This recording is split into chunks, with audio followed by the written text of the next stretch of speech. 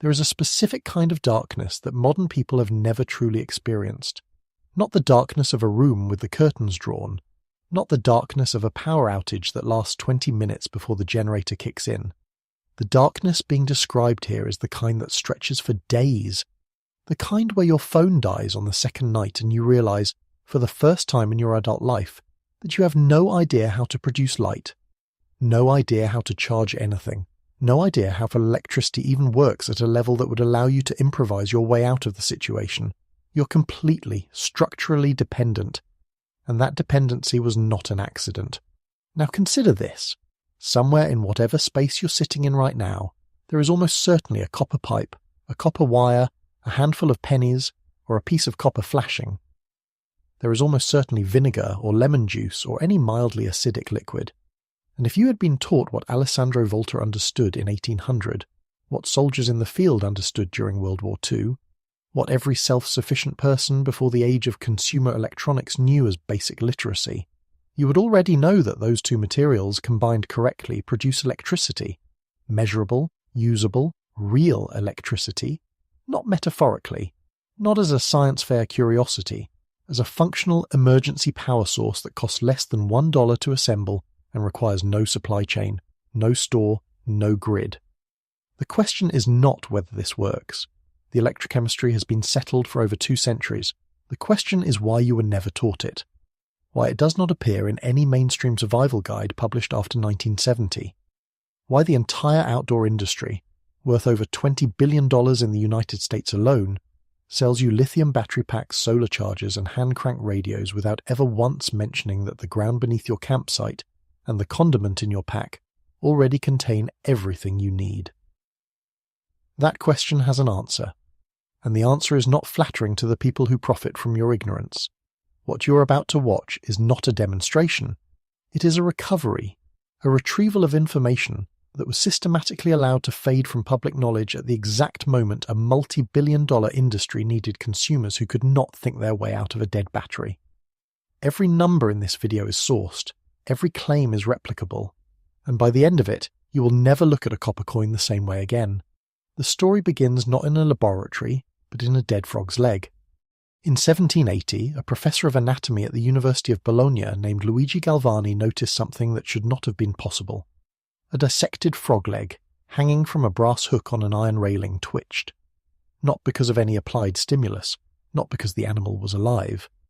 It twitched because 2 different metals had made contact through the biological tissue, and in doing so, had generated an electrical current. Galvani spent the next decade trying to understand what he had witnessed.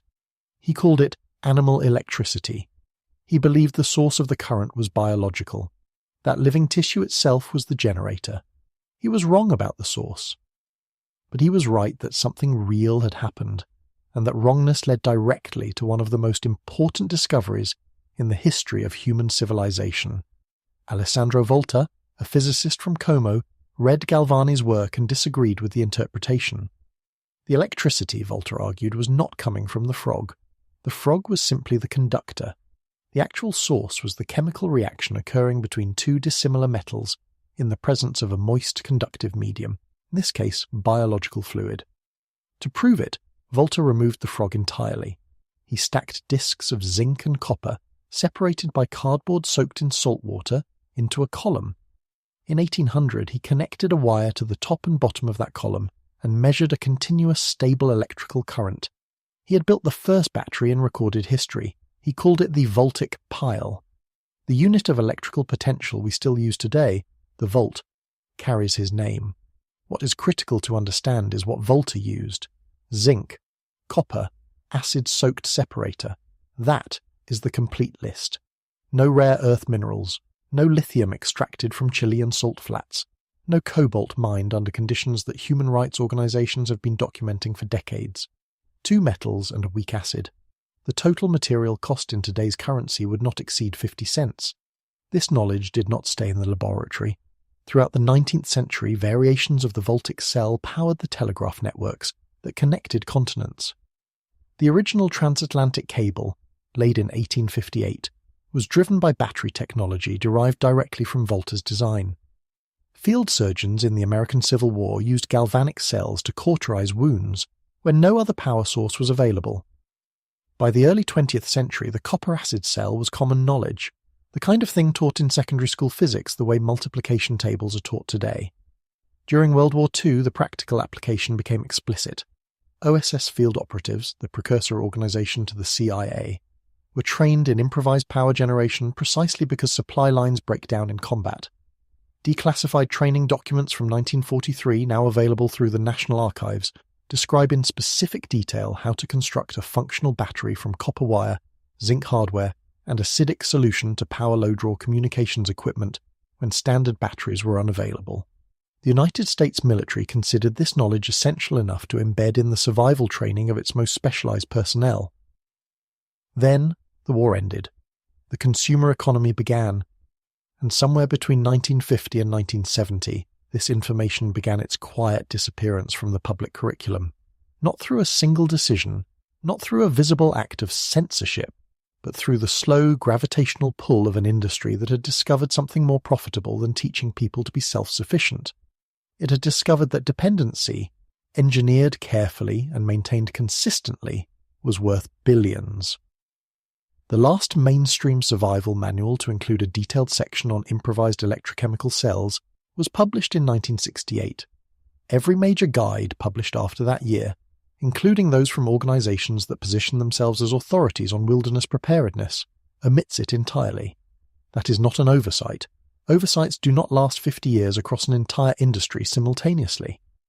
Before understanding why it was buried, you need to understand exactly why it works, because the science is what makes this impossible to dismiss.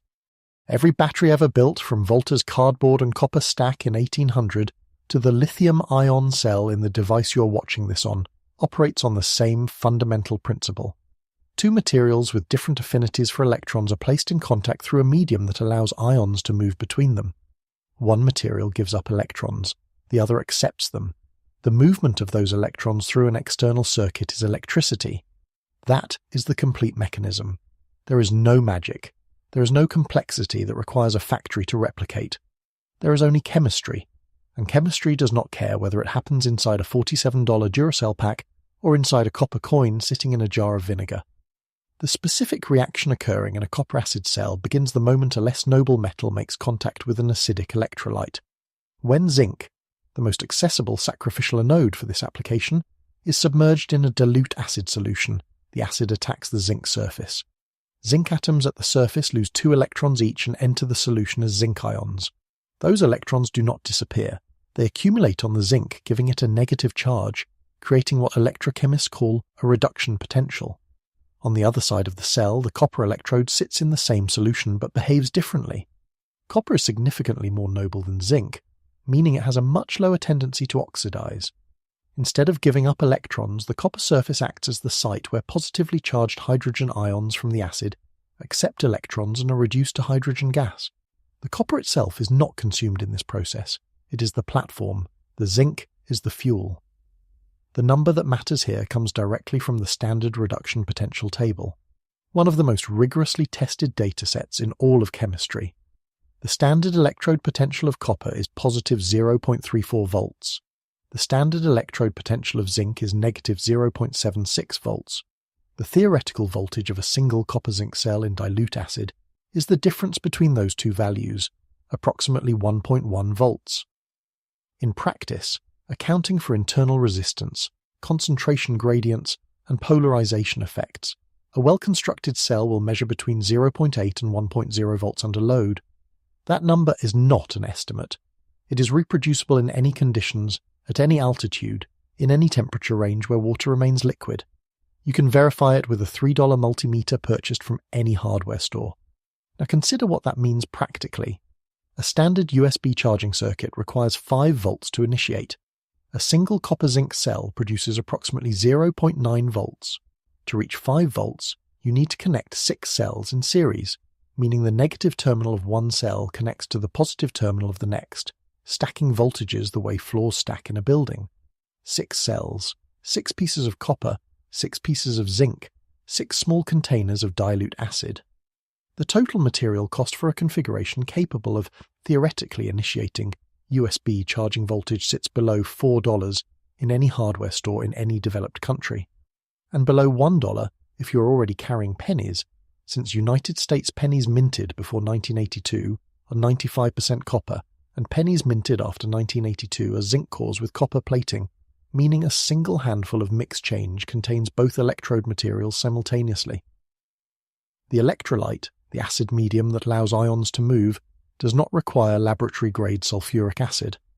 White vinegar, which is a 5% solution of acetic acid in water, produces a functional electrolyte. Lemon juice, with a pH between 2 and 3, performs comparably. Any carbonated beverage containing phosphoric acid, which includes most commercial colas, will work. Even a solution of salt dissolved in water, which produces a chloride-based electrolyte rather than an acid-based one, will generate measurable current through galvanic action between copper and zinc, though at slightly reduced efficiency. The threshold for functionality is low enough that nearly any liquid you would carry into the wilderness qualifies. The honest accounting of this technology's limitations must be stated plainly before going further, because credibility requires it. A copper-zinc vinegar cell has a low energy density. The current output of a 6-cell series stack will typically measure between 50 and 200 milliamps, depending on electrode surface area, electrolyte concentration, and the internal resistance of your connections. A modern smartphone battery holds between 3,000 and 5,000 milliamp hours of charge. The mathematics of that comparison are not encouraging for fast charging. What this technology excels at is not replacing your lithium pack for a weekend of heavy phone use.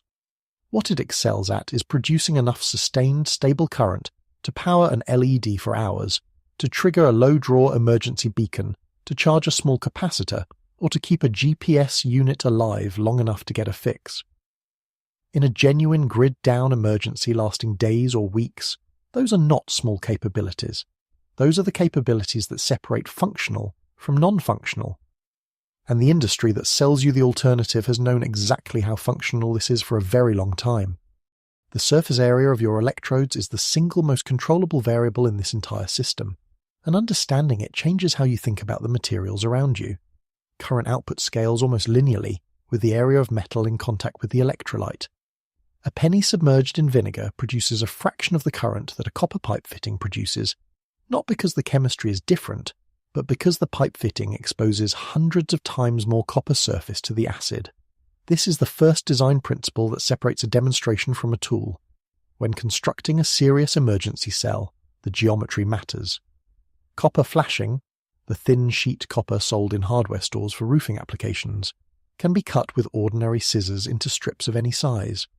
A strip measuring 10 cm by 5 cm, paired with an equal area zinc strip cut from a hardware store zinc anode or a galvanized nail cluster, submerged in a container of white vinegar, will produce sustained current in the range of 150 to 300 milliamps at approximately 0.85 volts. That is a single cell. That is one unit of a system that scales as far as your materials allow. The configuration for practical output requires understanding the difference between series and parallel connection, and knowing when to use each. Connecting cells in series, positive terminal of one cell to the negative terminal of the next, adds voltages while keeping current constant. 6 cells in series gives you approximately 5.1 volts at whatever current a single cell produces. That voltage is sufficient to register as a charging input on a USB circuit, though actual energy transfer to a battery depends on the current capacity of your stack relative to the device's charge controller. Connecting cells in parallel, all positive terminals joined, all negative terminals joined, keeps voltage constant at roughly 0.9 volts, while multiplying current output proportionally. Parallel configurations are appropriate for directly powering LEDs, which operate at low voltage but benefit from higher current stability. The hybrid configuration used by anyone who has worked seriously with improvised cells is a series parallel matrix. Build 6 cells, connect them in 2 parallel groups of 3 series cells each. This gives you approximately 2.7 volts at doubled current, a profile well suited to powering LED lighting arrays or charging low-voltage capacitors for pulsed applications. It is not elegant engineering. It is functional emergency power built from hardware store materials and condiment aisle chemistry, and it works with a consistency that would surprise anyone who has only ever thought about batteries as sealed commercial products. The degradation curve of a copper-zinc cell follows a predictable pattern. In the first 30 minutes of operation under a load, voltage drops as the electrolyte immediately surrounding the electrodes becomes depleted of reactive ions. After that initial drop, the cell stabilizes and holds relatively consistent output for a period determined by the zinc mass available for oxidation. A zinc strip weighing approximately 20 grams will sustain useful current output for between 4 and 8 hours of continuous operation depending on load. The copper electrode does not degrade in this process. It can be removed, rinsed, and reused indefinitely. Only the zinc is consumed, and zinc hardware is among the cheapest metal products available in any market on Earth. A bag of assorted zinc galvanized hardware sufficient for dozens of cell cycles costs under $6 at any home improvement retailer. Refreshing the electrolyte extends the operational life significantly. As the reaction progresses, acetic acid in vinegar is consumed and zinc acetate accumulates in solution. Replacing the spent electrolyte with fresh vinegar essentially resets the cell, allowing the remaining zinc mass to continue reacting. In a field scenario where vinegar is limited but water is available, diluting spent electrolyte with fresh water and adding a small amount of any available acid, even crushed vitamin C tablets dissolved in water produce a dilute ascorbic acid solution that functions as an electrolyte. It extends the system further.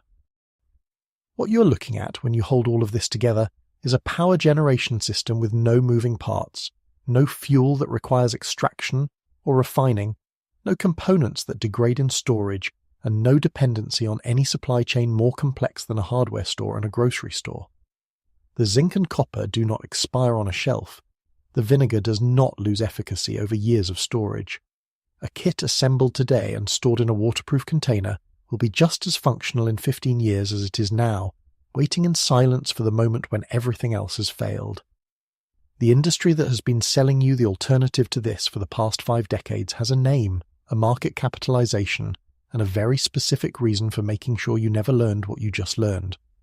The global battery market was valued at $108 billion in 2022. By 2030, industry analysts at Bloomberg, Neff and McKinsey project that figure will exceed $279 billion. Those are not projections built on innovation. They are projections built on dependency, the mathematical certainty that a population which has been systematically separated from foundational electrochemical knowledge will continue purchasing sealed, disposable proprietary power units for every device, every emergency kit, every camping trip, every power outage for the rest of their lives. The business model is not energy storage. The business model is the elimination of alternatives. To understand how this elimination works, you need to understand how an industry buries knowledge without ever issuing a single order to do so. It does not require conspiracy. It requires only incentive alignment, the quiet, consistent pressure of financial interest operating across institutions simultaneously. Publishers of survival manuals receive advertising revenue from outdoor equipment brands. Outdoor equipment brands sell battery-dependent products. Curriculum designers at educational institutions receive grant funding from technology companies with battery supply chain investments. Scouting organizations and wilderness education programs partner with gear sponsors whose product lines require consumers who cannot generate their own power. No single actor needs to instruct anyone to remove improvised electrochemistry from the curriculum. The financial architecture does it automatically, the way water finds the lowest point without being told to. The outdoor survival industry alone, separate from the broader battery market, was valued at $20.5 billion in the United States in 2023, according to the Outdoor Industry Association. That figure includes the emergency preparedness segment, which grew 34% between 2019 and 2023, driven largely by pandemic-era anxiety about grid reliability and supply chain fragility. The consumers driving that growth were, almost without exception, purchasing exactly the products that a self-sufficient person with foundational electrochemical knowledge would not need. Lithium battery banks retailing between $40 and $120, solar charging panels retailing between $60 and $300, hand crank emergency radios retailing between $30 and $80.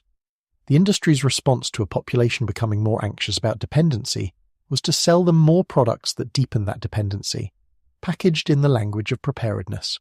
The markup structure of this market is worth examining in specific terms. A lithium battery pack with 10,000 mAh of storage capacity retails for approximately $35 to $50.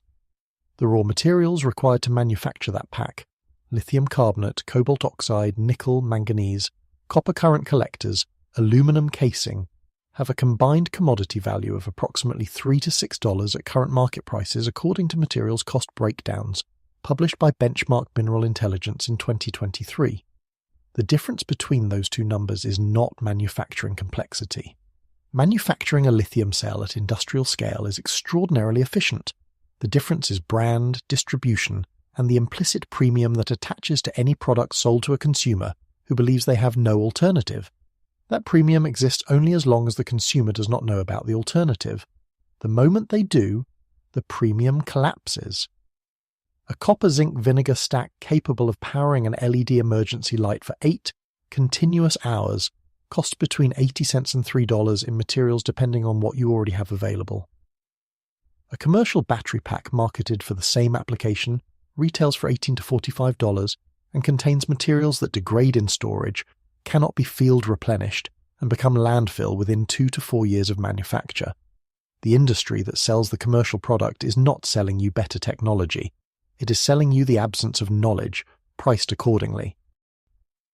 The 3 largest battery manufacturers serving the consumer emergency preparedness market: Energizer, with 2023 revenues of $2.9 billion, Duracell, owned by Berkshire Hathaway, and estimated at $2.3 billion in annual sales, and Panasonic Energy, whose battery division reported revenues exceeding $8 billion in fiscal 2023, collectively represent a financial interest in consumer electrochemical ignorance that exceeds $13 billion annually.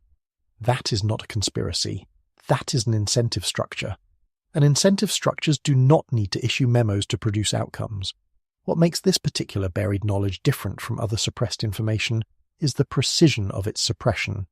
It was not discredited, it was not disputed, it was simply allowed to become invisible, quietly removed from curricula, quietly omitted from guides, quietly replaced by the assumption that power comes from a store, arrives in a sealed package, and cannot be improvised from materials that predate the modern supply chain by 2 centuries. The people who profit from that assumption have built $108 billion on it. There is a specific moment in this video where something either shifts for you or it does not.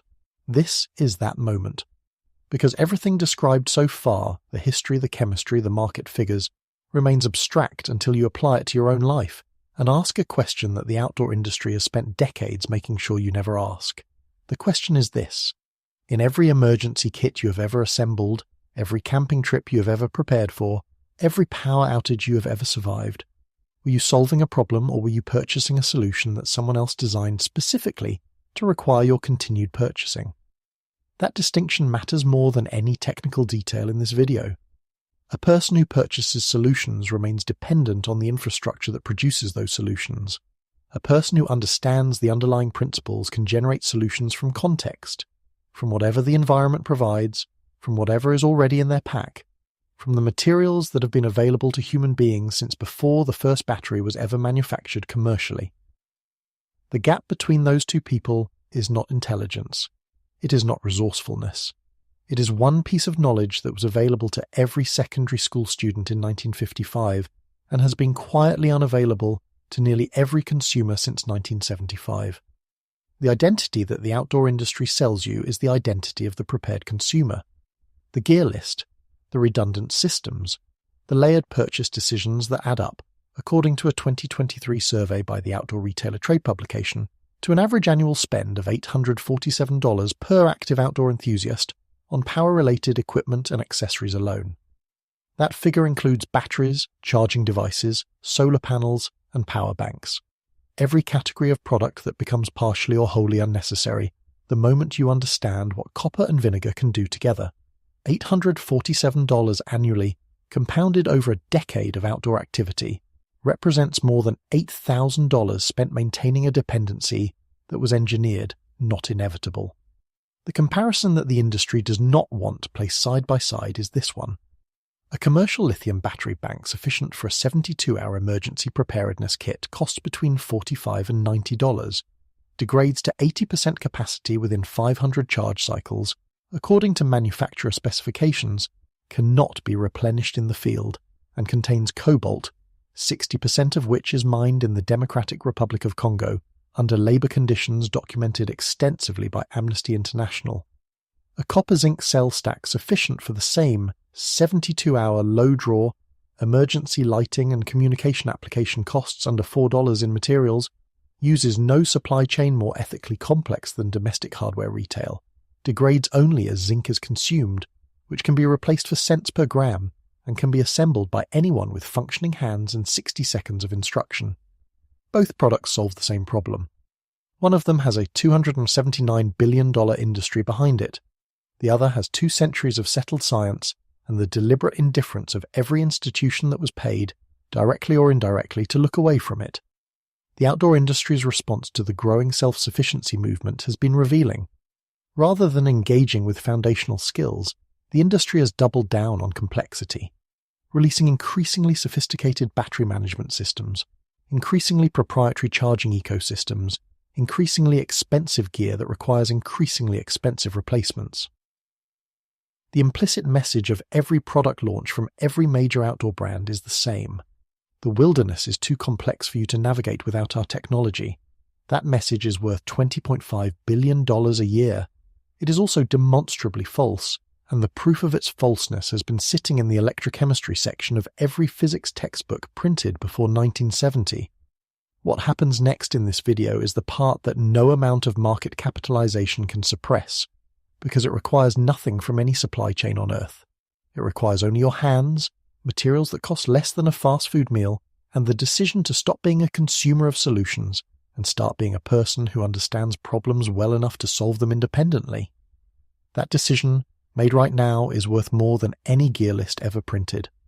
The materials required for a functional emergency copper-zinc battery stack are available in any hardware store, any grocery store, and in most cases already present in a standard household or camping kit. Copper flashings sold for roofing applications, available in rolls at any home improvement retailer, is the optimal copper electrode material. It is pure copper, flexible enough to cut with scissors, and a single roll costing approximately $12 contains enough material for dozens of cell assemblies. If copper flashing is unavailable, copper pipe fittings, copper wire stripped of insulation, or pre-1982 United States pennies serve as functional substitutes. For zinc, the most reliable source is zinc-coated galvanized hardware, washers, bolts, or strips of galvanized sheet metal. Dedicated zinc anodes sold for marine corrosion protection, available at any marine supply or hardware store for under $8, are the highest purity option and will produce the most consistent output. The electrolyte is standard white vinegar, 5% acetic acid solution, available anywhere food is sold. Beyond the electrodes and electrolyte, the only additional materials needed are small containers to hold each cell, conductive wire to connect cells in series, and a multimeter to verify output before relying on the stack. Any non-conductive container works. Small glass jars, sections of PVC pipe capped at one end, or even heavy-duty plastic bags sealed with rubber bands in field conditions. The wire connecting cells should be copper and should make firm, clean contact with each electrode. Alligator clip leads, available for under $3 at any electronics retailer, make series connections straightforward and allow rapid reconfiguration of the stack as needed. To construct a single cell, cut a copper strip and a zinc strip of equal dimensions. A rectangle approximately 8 cm by 4 cm provides a good balance of output and material efficiency. The strips should not touch each other inside the container. Fill the container with white vinegar to a depth that submerges the majority of each strip's surface area, while keeping the tops of both strips exposed above the liquid for wire attachment. Connect your multimeter in DC voltage mode across the 2 strips. Copper is the positive terminal, zinc is the negative terminal, and you will read between 0.7 and 1.0 volts within seconds of immersion. That reading confirms the cell is functional. If the reading is below 0.5 volts, the zinc surface may be oxidized. Abrade it lightly with sandpaper or steel wool, rinse it, and resubmerge. Output will recover immediately. To build a 6-cell series stack targeting USB charging voltage, prepare 6 identical cells in 6 separate containers. Connect them in sequence using short wire segments or alligator leads. The copper electrode of cell 1 connects to the zinc electrode of cell 2. The copper of cell 2 connects to the zinc of cell 3, continuing through all 6 cells. The unconnected zinc electrode of the first cell is your negative terminal. The unconnected copper electrode of the 6th cell is your positive terminal. Measure across these 2 terminals with your multimeter. A reading between 4.8 and 6.0 volts confirms your stack is correctly assembled and producing sufficient voltage to interact with a USB charging circuit. Connecting this stack to a device requires a bridge between your hand-built terminals and the USB input standard. The most practical solution for field use is a boost converter module, a small electronic component available online for under $2 that accepts variable low-voltage DC input and outputs stable 5-volt DC through a standard USB port. With a boost converter inline between your stack and a device, the current limitations of your cell stack become the primary constraint rather than voltage instability. At 150 to 200 milliamps of sustained output from a well-built 6-cell stack, actual energy transfer to a smartphone battery will be slow. Expect to deliver approximately 150 to 200 milliamp hours per hour of charging, meaning a fully depleted 3000 milliamp hour phone battery would require 15 to 20 hours of continuous stack operation to reach full charge. That is not fast charging. That is survival charging. The kind that keeps a GPS unit alive, keeps an emergency communication device functional, keeps a weather radio operational through a multi-day grid-down event. For LED lighting, which is the most immediately practical application in a genuine emergency, the calculation is far more favourable. A high-efficiency white LED draws between 20 and 30 milliamps at 3 to 3.5 volts. A 3-cell series stack produces approximately 2.7 volts at 150 to 200 milliamps, sufficient to drive 2 or 3 LEDs in parallel at full brightness for the operational life of the zinc electrodes. With 20-gram zinc strips, that operational life spans 4 to 8 hours before zinc replacement or electrolyte refresh is needed. In practical terms, a 3-cell stack assembled from materials costing under $2 total will light a small camp area for a full night on a single zinc charge, with the copper electrodes remaining fully intact and reusable for every subsequent night. The stack requires no maintenance during operation beyond periodic electrolyte refresh every 4 to 6 hours under continuous load. Spent vinegar appears cloudy and blue-green as zinc acetate accumulates. That colour change is your visual indicator that electrolyte replacement will extend output. Pour out the spent solution, rinse the containers briefly, refill with fresh vinegar, and output recovers to near initial levels within minutes. The copper electrodes may develop a thin patina during extended use. This does not significantly affect performance, and can be removed with a brief soak in fresh vinegar followed by light abrasion if needed. Everything described in this section can be assembled in under 15 minutes by a person who has never done it before. The first time takes 15 minutes, the second time takes 5. By the third assembly, the process is faster than finding and installing conventional batteries in the dark, which is, not coincidentally, exactly the scenario where this knowledge becomes most valuable. The field version of this system is built around one constraint that changes everything: weight. Every gram carried into the wilderness represents a decision, and the copper-zinc stack must justify its place in a pack against alternatives that have been optimized by billion-dollar engineering teams specifically to win that justification argument. The answer is not to carry the full hardware store configuration. The answer is to carry only the irreplaceable components and source the rest from the environment or from materials already present in the pack for other purposes. Copper is the only electrode material that cannot be reliably sourced in the field. Zinc can be found in galvanized tent stakes, galvanized guy wire, galvanized cooking hardware, and the zinc coating of virtually any steel hardware that has been treated for corrosion resistance. A fact that means most serious camping kits already contain zinc electrode material without the camper knowing it. The electrolyte can be sourced from any acidic food item: the vinegar in a salad dressing packet, the citric acid in a powdered drink mix, the acetic acid in a commercial hot sauce. What cannot be improvised is pure copper in sheet or strip form with sufficient surface area to produce useful current. A single piece of copper flashing measuring 30 centimeters by 10 centimeters, folded and stored flat, weighs approximately 85 grams, occupies minimal pack space, and represents the entire copper electrode supply for a multi-day emergency power system. That is the only dedicated addition to a standard pack that this system requires. The field assembly procedure strips the process to its minimum viable steps, identifies zinc-bearing hardware already in the pack. Galvanized tent stakes are ideal, providing large surface area and structural rigidity that keeps electrodes separated without additional support. Cut copper flashing into strips matching the surface area of the zinc source. Find the most acidic liquid available. Test candidates with a litmus strip if available, or simply rank by taste, as more sour indicates more acidic. Fill any available watertight container, a stuff sack lined with a heavy-duty bag, a cook pot, a water bottle cut down with a knife, with the electrolyte liquid. Submerge copper and zinc strips without contact. Verify polarity with a multimeter, or by observing which electrode produces fine bubbles more aggressively under load. Connect in series across as many containers as available liquid and containers allow, and measure output.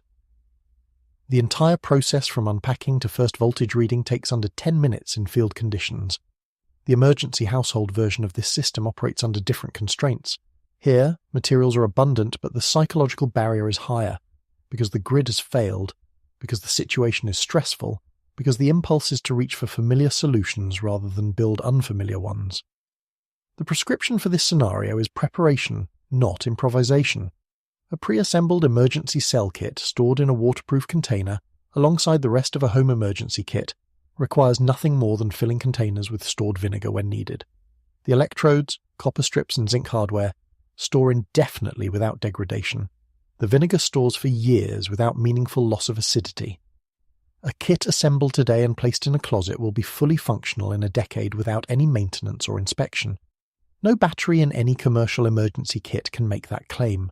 Lithium cells lose approximately 2 to 3% of their capacity per year even in storage, according to data published by Sandia National Laboratories in 2019. A copper-zinc kit stored for 10 years loses nothing, because there is nothing to lose. The chemistry does not begin until the materials are combined. The long-term storage advantage extends to temperature resilience. Lithium battery performance degrades significantly below freezing. At negative 20 degrees Celsius, a lithium cell delivers approximately 50% of its rated capacity, according to testing data from the Battery University technical resource maintained by Cadex Electronics. Copper-zinc cells in vinegar electrolyte experience reduced ion mobility at low temperatures, which decreases current output. But the fundamental electrochemical reaction does not stop until the electrolyte freezes solid. In temperatures above freezing, output returns immediately to normal levels without any permanent capacity loss. For emergency kits stored in vehicles, garages, or unheated spaces in cold climates, this resilience differential is not theoretical. It is the difference between a power source that works when you need it and one that delivers half power precisely when conditions are most demanding. The reuse profile of this system reframes the economics entirely. A commercial battery is purchased, discharged, and discarded. The purchase, discharge, discard cycle is the business model. A copper-zinc system is assembled, operated, refreshed, and operated again, with only the zinc being consumed, at a material cost of approximately $0.15 per gram of zinc at hardware store pricing. The copper electrode, properly maintained, has no defined service life. The containers are reused indefinitely. The only recurring cost is zinc and vinegar, both of which are available in bulk for fractions of the cost of any commercial battery product, providing equivalent emergency lighting and low-draw device power. Over a 5-year period of regular use and emergency readiness maintenance, the total cost differential between a commercial battery-based emergency power system and a copper-zinc system providing equivalent capability exceeds $200 in favor of the copper-zinc approach. And that figure does not account for the supply chain independence, the storage longevity, or the foundational knowledge that transfers to every other electrochemical application once the underlying principle is understood. The system described across these sections is not a replacement for every application that modern batteries serve. High-draw devices, high-capacity storage, rapid charging, and miniaturized power delivery remain domains where commercial battery technology has genuine advantages that improvised electrochemistry cannot currently match at field scale. That honest acknowledgement changes nothing about what this technology does provide, which is reliable, field-replicable, supply chain-independent emergency power from materials available anywhere on Earth, assembled by anyone with basic instruction, at a cost that makes the commercial alternative look like exactly what it is. If you have reached this point in this video, you're already a different person than the one who pressed play, not because of anything said here about identity or mindset, because of a specific, irreversible transfer of technical knowledge that has just occurred. You now understand the electrochemistry that the battery industry requires you not to understand. You know the standard reduction potentials, you know the series configuration, you know the material sources and the field assembly procedure and the storage protocol. That knowledge does not expire. It does not require a subscription. It cannot be recalled by a manufacturer or rendered obsolete by a supply chain disruption. It is yours, permanently, and it cost you nothing except the time to watch a video that $108 billion worth of industry infrastructure had every incentive to ensure you never found. The question now is what you do with it. And that question has a specific answer that is worth stating plainly, because the framing matters. Sharing this video is not a gesture of support for a YouTube channel. It is an act of information propagation in a landscape that has been deliberately impoverished of this category of knowledge for 5 decades. Every person who watches this video and learns what Volta understood in 1800 is one fewer person who will spend $847 a year on battery dependency, without ever questioning whether that dependency was necessary. Every person who builds a copper-zinc stack and tests it, and teaches their children how it works, is one fewer family whose emergency preparedness is contingent on a supply chain that has already proven, repeatedly and publicly, that it breaks under pressure precisely when pressure is highest. Subscribing to this channel is not engagement with content. It is a decision to receive information that does not pass through the filter of a $20.5 billion industry's advertising budget. Every video on this channel exists because someone decided that the gap between what people are taught and what people need to know is not acceptable, and that the mechanism for closing that gap is specific, sourced, replicable knowledge delivered without the interference of financial interests that profit from ignorance. That is what this channel is. That is the only thing it is. The outdoor industry, the battery industry, and every adjacent market that depends on your continued technical helplessness will continue operating exactly as they have operated for the past 5 decades, regardless of what any single person does. The scale of those industries makes individual consumer decisions statistically invisible to their revenue projections. What is not invisible is the cumulative effect of a population that increasingly understands the foundational principles behind the tools it uses, a population that purchases from a position of knowledge rather than dependency, that can evaluate a product against the alternative of building it, that carries into the wilderness not just gear but understanding. That population is harder to exploit. That population is more resilient. That population is what this channel exists to build, one piece of recovered knowledge at a time. If this video reached you, share it with one person who camps, one person who maintains an emergency kit, one person who has ever been caught without power and felt the specific helplessness of having no alternative. Not for the view count, for the transfer. Because the transfer is the point, and it has always been the point, and the industry that benefits from interrupted transfer has had 50 years of uncontested operation. That ends when enough people decide it ends. The next vault opens on a substance that has been used for water purification, wound treatment, and food preservation for over 4,000 years, declared safe by every major health authority on Earth, available for under $2 in any pharmacy, and completely absent from every commercial survival product line despite being more effective than the proprietary solutions that retail for 40 times the price.